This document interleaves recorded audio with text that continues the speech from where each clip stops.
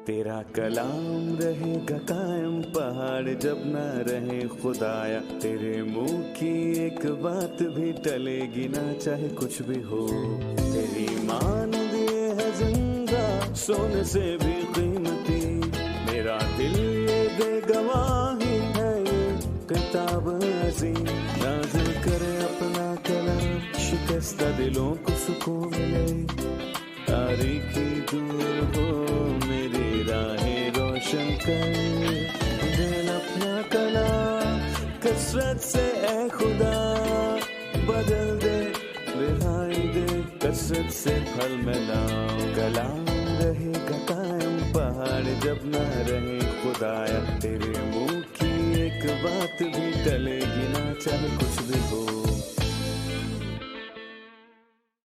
अजीज नाजरीन, मैं अयाद ज़रीफ आप सब देखने वालों को हमारे रोज़ के बाइबली मुतालिया प्रोग्राम की इस नई किस्त में खुशामदीद कहता हूँ। जैसा कि हम बयान कर चुके हैं कि इस प्रोग्राम में हम बाइबल की तमाम किताबों यानी पैदाइश से मुकाशवा तक का तफसीली मुतालिया सोमवार से जुमा तक रोज़ाना की बुनियाद पर पेश करते हैं। हम अपने मुताले में बाइबल की किताब के 11वें बाब पर पहुँच चुके हैं, जो तौरात और बाइबल की पहली किताब है। जैसे ही हम 11वें बाब पर पहुँचते हैं तो हम पैदाइश की किताब के पहले हिस्से के इख्तिताम पर पहुंचते हैं। हम जानते हैं कि पैदाइश की किताब को 2 बड़े हिस्सों में तकसीम किया गया है।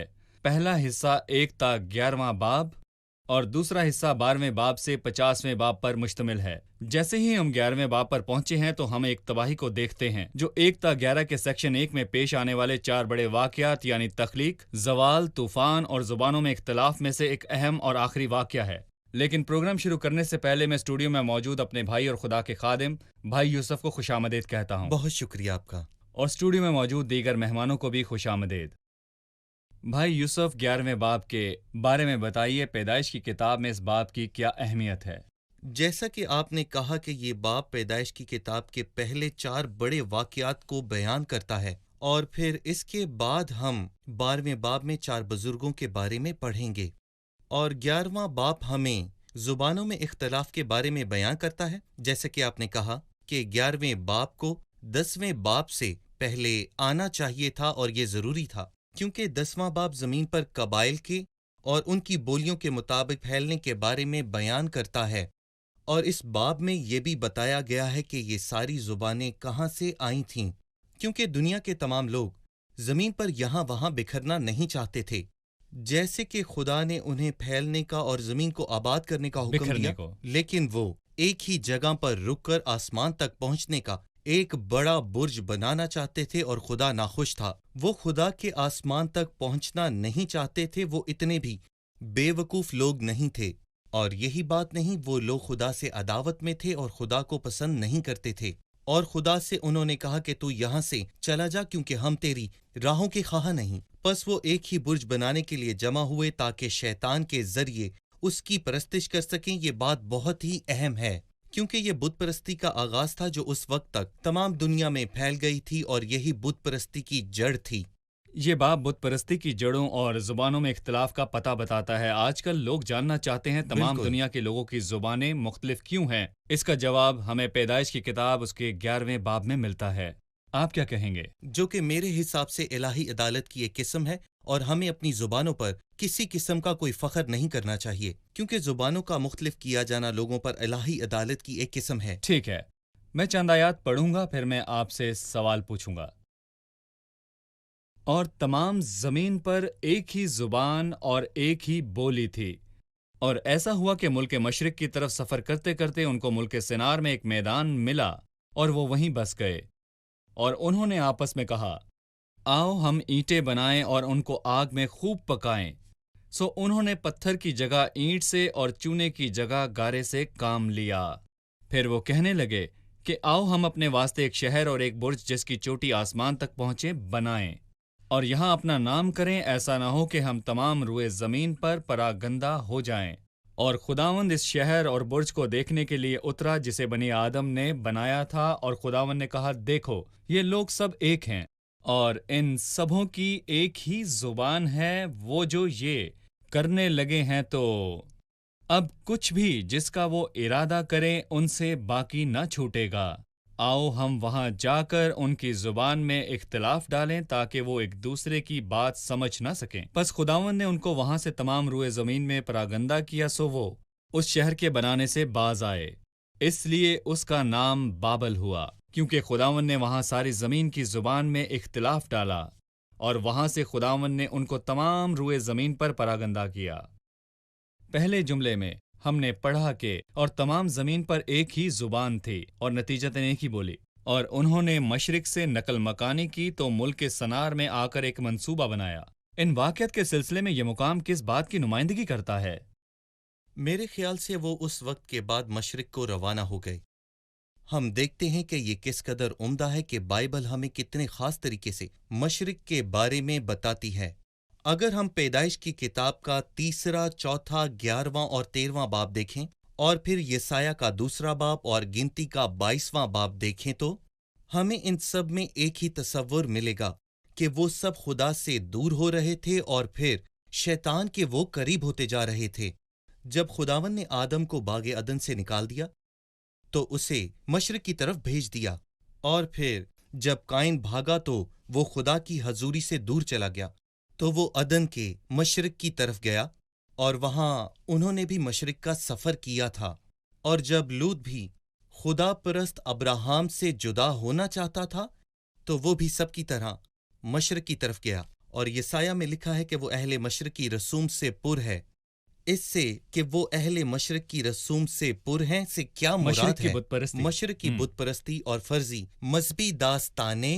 और हम देखें तो सारी बाइबल में हमें इस किस्म के तसव्वुर हर जगह मिलेंगे, जो इस बात की तस्दीक है कि इस किताब का मुसन्निफ बस एक है।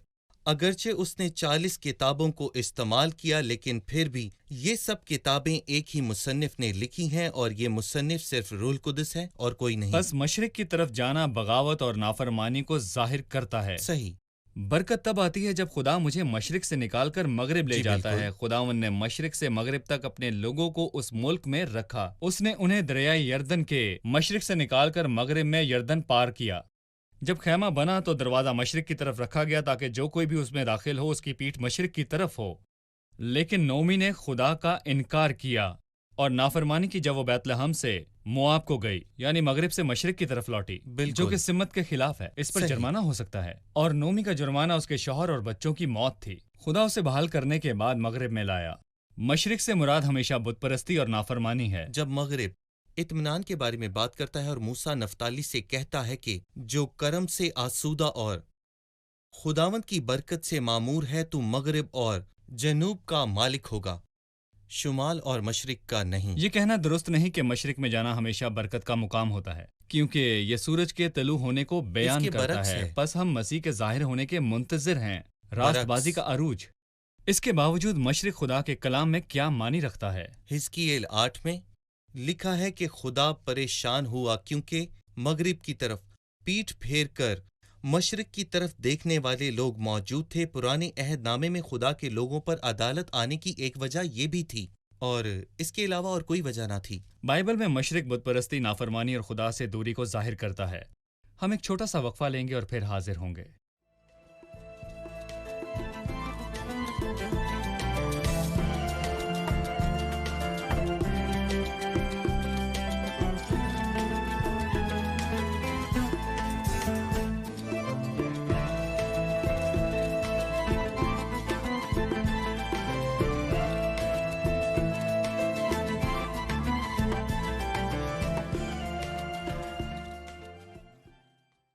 आयत नंबर 4 में लिखा है, फिर वो कहने लगे कि आओ हम अपने वास्ते एक शहर और एक बुर्ज जिसकी चोटी आसमान तक पहुँचे बनाएं। ये एक उम्दा मंसूबा है और इमारत एक अच्छी चीज़ है। तो सवाल ये है कि खुदा क्यों एक इमारत बनाने से परेशान हो गया? इंतखाबात के प्रोग्राम के लिए इमारत का नारा लगाना अच्छा है और लोग इसको पसंद करते हैं। ये तामीर मुत्तहिद होने की दावत थी, लेकिन खुदा नाराज था। इससे खुदा क्यों परेशान हुआ? नूह ने खुदा की फर्मा बरदारी में उसके हुक्म के मुताबिक एक कश्ती बनाई। फिर उसने खुदा की ताज़ीम में एक मज़बा बनाया। लेकिन नूह की नस्ल बहुत जल्द ही एक ही मंसूबे की तामीर के लिए इकट्ठी हुई और उन्होंने एक शहर और एक बुर्ज بنایا جو کہ خدا کی مرضی کے بغیر تھا، اور یہ نہ تو پہلی بار تھا اور نہ ہی آخری بار کہ وہ خدا کی مرضی کے بغیر اکٹھے ہوئے۔ لیکن جب انسان متحد ہوتے ہیں تو وہ خدا کے خلاف ہوتے ہیں۔ مثال کے طور پر زبور میں لکھا ہے کہ قومیں کس لیے طیش میں ہیں اور لوگ کیوں باطل خیال کو باندھتے ہیں۔ خداوند اور اس کے مسیح کے خلاف زمین کے بادشاہ صف آرائی کر کے اور حاکم، اور مکاشفہ کی کتاب میں یوں لکھا ہے کہ پھر میں نے اس حیوان اور زمین کے بادشاہوں اور ان کی فوجوں کو گھوڑوں کے ساتھ اس کی فوج سے جنگ کے لیے اکٹھے دیکھا۔ پھر یسایہ 54:15 میں خدا یہ کہتا ہے، ممکن ہے کہ وہ بھی اکٹھے ہوں پر میرے حکم سے نہیں۔ جب ہم یسایہ 8 باب پڑھتے ہیں تو وہاں ہمیں وہ الفاظ ملتے ہیں جن کا تعلق بابل سے ہے۔ اے لوگو تم دھوم مچاؤ پر تمہیں ٹکڑے ٹکڑے کیا جائے گا، اور اے دور دور کے ملکوں کے باشندوں سنو، کمر باندھو پر تمہیں ٹکڑے ٹکڑے کیا جائے گا۔ لوگ جانتے ہیں کہ یہ عام کہاوت ہے، آپ ایک لکڑی کو تو آرام سے توڑ سکتے ہیں، لیکن اگر وہی لکڑیوں کو آپ باندھ دو تو آپ توڑ نہیں پاؤ گے۔ کمر باندھو پر تمہیں ٹکڑے ٹکڑے کیا جائے گا، تمہارے پرزے پرزے ہوں گے۔ تم منصوبہ باندھو تو وہ باطل ہوگا، اگر تم کچھ کہو تو وہ قائم نہ رہے گا۔ مکاشفہ کے 11ویں باب میں ایسا نہیں ہوا، کیونکہ ہر اتحاد خدا کی طرف سے نہیں ہوتا، اور ہمیں ابھی بھی سب کچھ یاد ہے کہ تمام لوگوں نے صلیب پر اسے جواب ایک دیا، آواز ہو کر کہا، اس کا خون ہماری اولاد پر نہ آئے۔ یہ خدا کی طرف سے نہیں تھا، اور ایک عام کہاوت ہے کہ لوگوں کی آواز ہی خدا کی آواز ہے، لیکن میرے اندازے کے مطابق یہ سب حقیقت سے پرے ہے۔ بس وہ اکٹھے کھڑے ہونا چاہتے تھے۔ اگرچہ خدا نے انہیں دنیا میں پھیلنے کا کہا تھا، لیکن انہوں نے اس میں خدا کی نافرمانی کی۔ انہوں نے اتحاد کیا اور ایک جغرافیائی مقام جس کا نام سنار تھا بس گئے، اور کہتے تھے کہ ہم نہیں پھیلیں گے، بالکل، بلکہ یہیں رہ کر اپنے لیے برج بنائیں گے۔ اس برج کو بنانے کا مطلب یہی تھا کہ وہ وہیں پر رہیں گے، اور ایک دعوت دیتے ہوئے کہا آؤ بنائیں، مطلب کہ ایک دعوت جو مثبت ظاہر ہوئی۔ آپ اس عمارت کے تعلق سے ہمیں کچھ ٹھیک بتائیے۔ ہے، مطلب ان کے پاس دشمنی ہے اور حکمت بھی۔ ان کی حکمت اس میں ہے کہ انہوں نے سوچا نہیں کہ باحیثیت انسان خدا کے پاس پہنچنے کا اور کوئی ذریعہ موجود نہیں ہے، اور نہ سائنس کے پاس تھا، اور نہ ہی کوئی ایسا برج تھا جو خدا کے پاس لوگوں کو لے جائے۔ لیکن زیادہ اہم بات یہ ہے کہ وہ خدا سے کیا چاہتے تھے، اور جو برج وہ تعمیر کر رہے تھے وہ ظاہری طور پر مذہبی تھا۔ وہاں انہوں نے اسے عبادت کے لیے استعمال کیا، اور پھر وہاں سے بت پرستی شروع ہو گئی، اور پھر پوری دنیا میں پھیل گئی، اور اس وقت سے لے کر مکاشفہ 17:18 میں کلیسیا کے آسمان پر اٹھائے جانے کے بعد ہم اس میں اس کے اختتام اور عروج کو واضح دیکھیں گے۔ اور ہم یہ بھی دیکھیں گے کہ آج پوری دنیا میں بہت سے ایسے مذاہب ہیں جو خدا کی فرما برداری اور اس کے ساتھ چلنے کے بالکل لائق نہیں، بلکہ وہ ایک مصلحت کے لیے اکٹھے ہوئے اور مختلف عقائد رکھنے والوں کو وہ ماننے لگے۔ ہمیں سمجھوتا کرنا چاہیے اور آپس میں رواداری قائم کرنی چاہیے۔ میں یہ خدا کے کلام اور حکمت کے ساتھ کیسے کر سکتا ہوں؟ روح القدس کلیسیا کے ساتھ ہے، زمین پر کلیسیا کے لیکن ساتھ۔ کلیسیا کے روح القدس کے ساتھ آسمان پر اٹھائے جانے کے بعد بابل کا منصوبہ پورا ہوگا، جسے ہم مکاشفہ کے 17 اور 18 باب میں پڑھ سکتے ہیں۔ پھر ہم مکاشفہ میں یہ بھی پڑھ سکتے ہیں کہ گرا پڑا بابل کا شہر پھر سے گرا دیا گیا۔ ہم مکاشفہ کی کتاب پر بھی آئیں گے، لیکن ابھی آپ بابل کے برج کی چند جھلکیاں دیکھیے اور تبصرہ کریں کہ یہ کس طرح تعمیر ہوا اور اس کو ان کے نام سے منسوب کرنے کا مطلب کیا تھا، اور وہ اس سے اپنے لیے کیا حاصل کرنا چاہتے تھے۔ یہاں برج بابل کی کچھ تصاویر ہیں۔ جی، یہ واضح ہے کہ چوٹی پر جانے میں آسانی پیدا کرنے کے لیے یہ ایک چکردار برج تھا۔ یقیناً ان کا ارادہ خدا کے آسمان تک جانے کا نہیں تھا، بلکہ ستاروں کے آسمان تک کے جانے کا تھا، کیونکہ وہ ستاروں کی پرستش کرتے تھے اور مستقبل کا حال بتاتے تھے۔ آپ جانتے ہیں کہ ان کو انگریزی میں زوڈیک یا راس چکر کہتے ہیں، تو پھر ہم انہیں اردو میں برج کیوں کہتے ہیں؟ کیونکہ یہ بابل کے برج سے منسلک ہے، اور بتاتا چلوں کہ برج کا لفظ بابل کے برج سے عکس کیا گیا ہے۔ وہ انہیں آسمان کے 12 ستاروں میں تقسیم کرتے ہیں، جو آپ یسایہ 47 باب میں پڑھ سکتے ہیں۔ اب افلاک پیما منجم اور وہ جو ماہ بماہ آئندہ حالات دریافت کرتے ہیں اٹھیں، اور جو کچھ تجھ پر آنے والا ہے اس سے تجھے بچائیں۔ احبار کا سب سے پسندیدہ صحیفہ آپ کے ذائچے کا ہوتا ہے۔ ہم ان ستاروں سے مستقبل کے حال کو دیکھ سکتے ہیں کیونکہ ان کا آغاز بابل کے برج سے ہوتا ہے۔ میں پہلی 3 آیات پر بات کروں گا۔ آؤ ہم اینٹیں بنائیں اور ان کو آگ میں خوب پکائیں، اور انہوں نے پتھر کی جگہ اینٹیں لیں اور چونے کی جگہ گارا لیا۔ ان کے پاس نہ پتھر تھے اور نہ ہی چونا، لیکن وہ متبادل لائے جسے ہم نقل کرنا اور جال سازی کہہ سکتے ہیں۔ یہاں ہمیں نقل کرنے کا آغاز ملتا ہے۔ ہم تمام مذاہب میں نقل یا جال سازی کو دیکھ سکتے ہیں۔ انہوں نے نقل کرنا اور جال سازی کا تصور کہاں سے لیا؟ بابل کے برج سے، جہاں انہوں نے نقل کو اصل میں بدل دیا، اور آج سب یہی کرتے ہیں۔ بابل کے برج اور موجودہ ستاروں کے علم کے درمیان تعلق کا ذکر کرنا اچھا ہے۔ فرض کریں کہ ایسا کرنا اچھا ہے، ان معاملات میں الجھنا اچھا نہیں، اور اس برج کا جی بالکل سائنسی صحیح۔ علوم سے موازنہ کرنا بھی برا ہو سکتا ہے۔ اور جس طرح آج کل لوگ ستاروں کے علم سے اسے جان رہے ہیں، یہ ایک شیطانی عمل ہے۔ ان کی بت پرستی کی جڑیں بابل میں ہیں۔ خداوند کے کلام میں لکھا ہے کہ خداوند تیرے خدا نے تجھے ایسا کرنے کی اجازت نہیں دی۔ مطلب یہ کہ ہمیں ان چیزوں میں شامل نہیں ہونا چاہیے جو خدا کو ناخوش کرتی ہیں، اور جب ہم ان چیزوں میں شامل ہوتے ہیں تو خدا کی مرضی کے خلاف ہو جاتے ہیں، جو بری بات ہے۔ ہمیں محتاط رہنا کیونکہ ہے، وہ ایک شیطانی عمل ہے۔ وہ شیطان کا میدان ہے۔ صحیح۔ اور یہ بھی لکھا ہے کہ چلو آؤ ہم اپنا نام بنائیں۔ جی، نام بنانے کی خواہش کو آپ کس طرح دیکھتے ہیں؟ آپ کیا کہیں گے؟ اس میں ہمیں شیطان کی جھلک نظر آتی ہے۔ ہم اسے شروع سے دیکھ سکتے ہیں جب اس نے عورت سے کہا کہ تم خدا کی پرستش کیوں کرتے ہو حالانکہ تمہیں اس کی ضرورت نہیں۔ موجودہ دور میں ہم یہ سنتے ہیں کہ لوگ یہ کہتے ہیں ہمیں خدا کی ضرورت نہیں، انہیں جو اچھا لگتا ہے وہ وہی کرتے ہیں، اپنا نام بناتے ہیں۔ یہ اس کے برعکس ہے، جس نے خود کو کچھ نہیں بنایا اور خود کو مطمئن نہیں کیا۔ وہ کون تھا؟ وہ یسوع المسیح تھا۔ پس خدا نے اسے وہ نام بخشا جو سب ناموں میں سے اعلیٰ نام ہے۔ لیکن وہ لوگ جو اپنا نام کرنا چاہتے ہیں، خدا نے ان کو پوری دنیا میں پراگندہ کیا۔ یہی سچ ہے۔ ہمیں ہنوک کے آنے پر بقیہ کا پہلا اشارہ یاد آتا ہے۔ اس وقت لوگ یہودا کا نام یہودا لے کا کر نام، دعا کرنے خدا کا لگے۔ نام۔ صرف وہی نام ہے جس کو سربلند کیا جانا چاہیے۔ پس خدا نے اس اتحاد اور نافرمانی جو اس کے خلاف تھی کیا کیا؟ اس کو نابود کر دیا۔ اس نے ان کی زبانوں میں اختلاف ڈالا اور انہیں دنیا میں پراگندہ کیا، اور زبانوں میں اختلاف آنا کوئی برکت نہیں ہے۔ اور وہ جو زبانوں پر فخر کرتے ہیں، انہیں یہ جاننا چاہیے کہ ہم اس پر فخر کرتے ہیں جس کی وجہ سے ہم بہت شرمندہ ہوئے، اور بائبل ان کے بارے میں کہتی ہے کہ وہ اپنی شرمندگی پر فخر کرتے ہیں۔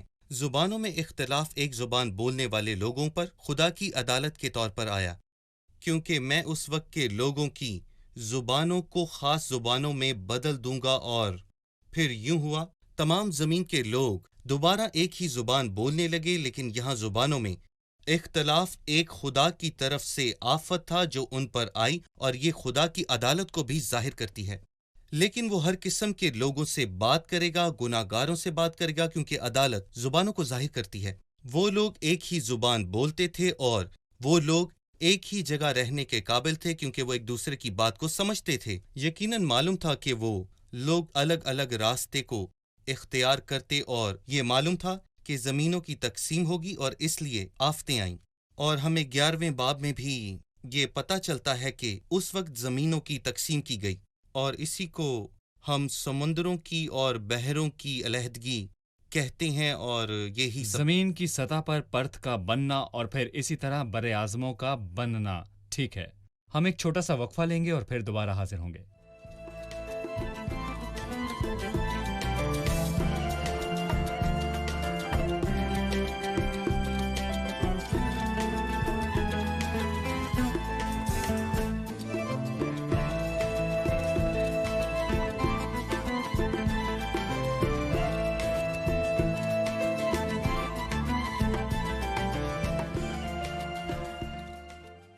اعمال کی کتاب میں عید پینتیکوست کے دن ہم زبانوں کی ایک اور قسم دیکھتے ہیں۔ بس ہم چاہتے ہیں کہ آپ ہمیں پیدائش 11 اور اعمال 2 میں موجود زبانوں میں فرق بتائیں۔ جی بھائی یوسف۔ یہاں پر میں اس باب کو 2 اور ابوابوں سے ملانا چاہوں گا، اور وہ یہ ہیں پیدائش 11، اعمال 2 اور مکاشفہ کا 5واں باب۔ پیدائش 11 میں ہم عدالت کو دیکھتے ہیں، اعمال کے دوسرے باب میں الہی فضل کو دیکھتے ہیں، اور مکاشفہ میں आसमानी जलाल को हम देख सकते हैं और इन तीनों में फ़र्क पाया जाता है। पैदाइश के 11वें बाब में हम बागी लोगों को और खुदा की अदालत की एक किस्म को देख सकते हैं जो खुदा के हुक्म की खिलाफ वर्जी कर रहे थे, मतलब फैलने की बजाय एक ही जगह बस गए थे, और फिर खुदा ने बतौर अदालत उन सबको बखेर दिया था। लिहाजा अगर वो खुदा के हुक्म को मानते हुए उसे अपनी मर्जी से नहीं करेंगे तो वो इलाही अदालत करने पर खुदावंद जिंदा खुदा को मजबूर करेंगे। बस हर एक छोटा ग्रोह एक दूसरे की जुबान को समझने के काबिल ना था क्योंकि वो मुख्तलिफ जुबानों में बात करते थे। ईमाल इसके बरक्स है क्योंकि वहाँ के लोग अपना नाम बनाना नहीं चाहते थे और यही सच था, और इसके बरक्स वहाँ के लोग हलीम और खाकसार थे जो खुदा के नाम को जलाल दिया करते थे। बस खुदा ने उससे सर बुलंद किया और उसे एक नाम बख्शा, और जब वो आसमान पर चला गया उसने रूहुल कुदस को भेजा जो बोला, और जो लोग वहाँ ईद पेंतिकोस के दिन मौजूद थे अपनी अपनी जुबानों में खुदा के बड़े बड़े कामों का बयान उससे सुनने लगे। और वैसे भी मैं ये कहना चाहूँगा कि अगर वो जुबानें उनकी समझ में नहीं आती तो वो बेकार हैं। उन्होंने ना समझ आने वाली बातों को सुनने के बाद अपना अपना रास्ता लिया, क्योंकि जो बातें समझ ना आए उनका सुनना बेकार है। ईद पेंतिकोस के दिन क्या हुआ? जो लोगों ने सुना वो रसूलों की जुबान में सुन रहे थे और समझ रहे थे। जब उन्होंने तहरीरों को समझा तो कहा कि ये खुदा के बड़े कामों का बयान था। और जब हम मुकाशफा 5 बाब देखें तो हमें हर कबीला जुबानों के लोगों को एक ही बोली बोलते देखते हैं तो ज़िबा किया हुआ बर्रा, कुदरत, दौलत, हिकमत, ताकत, इज्जत और तमजीद के लायक खुदा है। लिहाजा हमें अदालत, फजल और जलाल के दरमियान फर्क करना है। ठीक है, शुक्रिया। हम बाबल पर वापस आएंगे। हमने सीखा कि बाबल जिसका मतलब उलझन है, और खुदा ने उस शहर में या उस शहर से उनकी जुबानों में इख्तिलाफ डाला। लेकिन जैसे ही हम मुकाशवा की किताब पर पहुंचेंगे हमें 17वें 18वें बाब में बाबल का सामना होगा। क्या जुग्राफियाई तौर पर भी वही शहर बाबल है जो कि अभी इराक में है, या कोई और जगह है, और उनमें क्या मुताबिकत है? दरअसल मैं ये कहना चाहूँगा कि ये लफ्ज़ बाबल का मतलब असल में बाब-ईल है। दरअसल ये शहर बनाने का एक ही मकसद था कि खुदा तक पहुंचा जाए और जो जाना चाहता है वो यहाँ आ जाए। दर हकीकत खुदा तक रसाई का एक ही रास्ता है और वो है मसीह, जिसने कहा राह, हक और जिंदगी मैं हूँ और कोई मेरे वसीले के बगैर बाप के पास नहीं आता। यहाँ हम जिस्मानी बाबल को देखते हैं और फिर इसके बाद ये हमें किताबों में भी मिल जाएगा। जिस्मानी बाबल जो नबूकत नज़र से शुरू हुआ और फिर पूरी दुनिया पर गालिब आया, लेकिन वो बदकार शहर मुकम्मल तौर पर तबाह किया जाएगा। और यसाया 13 में हम देखते हैं वो अबद तक आबाद ना होगा, वो ख़त्म किया जाएगा। लेकिन एक रूहानी बाबल है जिसका जिक्र मुकाशफा में है, जो ये दावा करता है कि वो खुदा का दरवाज़ा है, और जो कोई भी खुदा तक पहुंचना चाहता है वो खुद ब खुद उस तक नहीं पहुंच सकता, बल्कि उस रूहानी बाबल के ज़रिए आएगा जो ज़मीन पर खुदा का नुमाइंदा है। और कुछ लोग गरूर से इस कदर भरे हुए हैं कि वो खुदा का रास्ता होने का दावा करते हैं। उसका वाहिद नुमाइंदा ही उसका असल रास्ता है और कोई नहीं। मतलब मजहब फिर तो ये एक मजहबी निज़ाम है। ये दुरुस्त है, यकीनन मजहब है, और इसकी बेहतरीन तस्वीर हमें मुकाशफा की किताब में मिलती है, बिलखसूस 17 और 18 बाब में, जहां हमें बाबल का जिक्र मिलता है।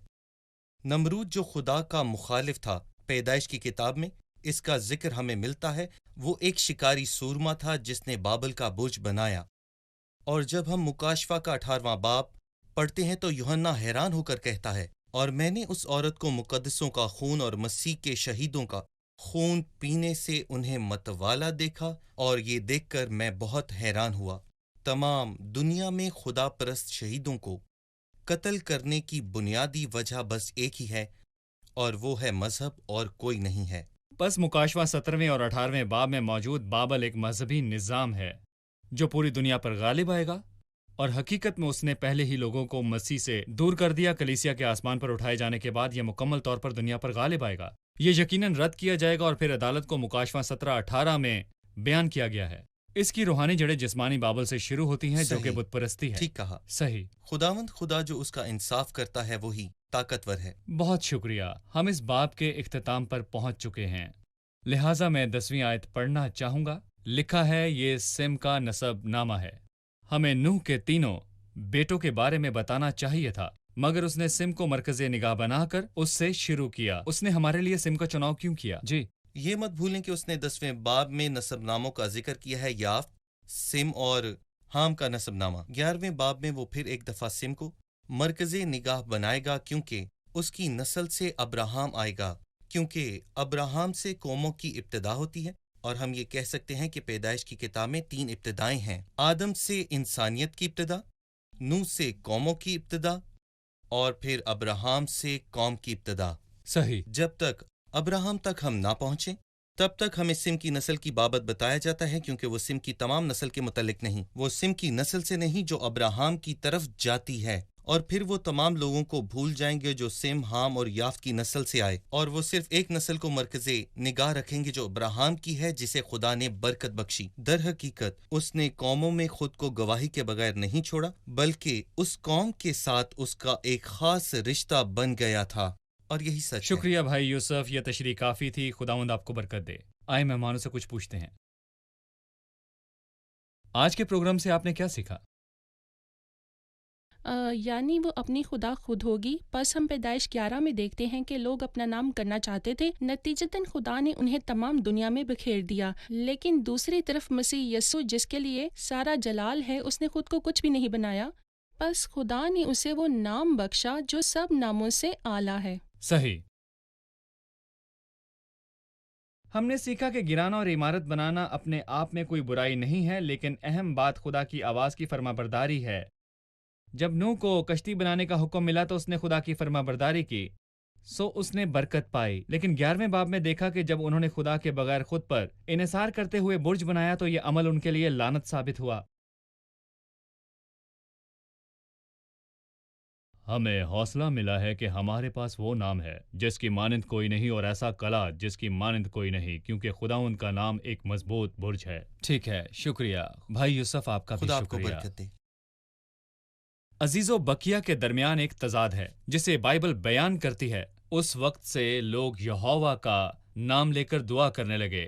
بقیہ جنہوں نے خدا کے ساتھ رہنے اور اس کی گواہی دینے اور شریر کائن کی نسل اور اپنا نام بنانے کے اتحاد میں شامل ہونے میں خدا کے ساتھ رہنے کا انتخاب کیا، اس کے برعکس وہ آج بھی موجود ہے۔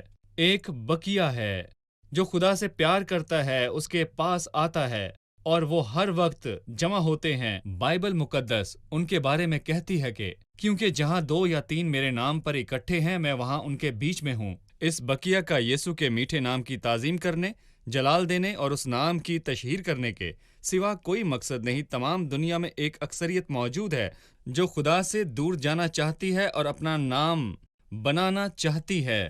عزیزو، آپ کو چناؤ کرنا پڑے گا۔ اپنے آپ کو اور اپنے نام کو خداوند یسوع مسیح کے نام سے جوڑیں تو آپ کی زندگی بدل جائے گی، کیونکہ عظمت مسیح کی ہے۔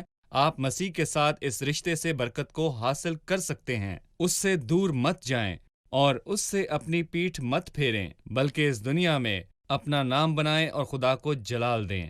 میں بتانا چاہتا ہوں کہ ایسا کرنے سے آپ لعنت، تباہی اور ابدی نقصان سے بچ سکتے ہیں۔ میں آپ کی حوصلہ افزائی کروں گا کہ آپ مسیح کو جانتے ہیں اور اس کے آپ تابع ہیں۔ ان الفاظ کے ساتھ میں اس پروگرام کو ختم کرنا چاہوں گا۔ اگلے پروگرام میں پھر ملاقات ہوگی۔ خداوند آپ سب کے ساتھ ہو۔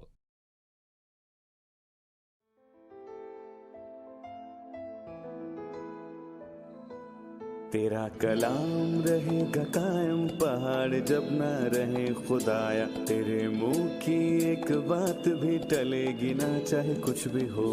تیری مانند یہ ہے زندہ، سونے سے بھی قیمتی، میرا دل یہ دے گواہی ہے، یہ کتاب عظیم نازل کرے اپنا کلام، شکستہ دلوں کو سکون ملے، تاریکی دور ہو میری راہیں روشن کر، دل اپنا کلام کثرت سے اے خدا بدل دے، رہائی دے کثرت سے پھل ملاؤ۔ کلام رہے گا قائم، پہاڑ جب نہ رہے خدایا، تیرے منہ کی ایک بات بھی ٹلے گی نہ، چاہے کچھ بھی ہو۔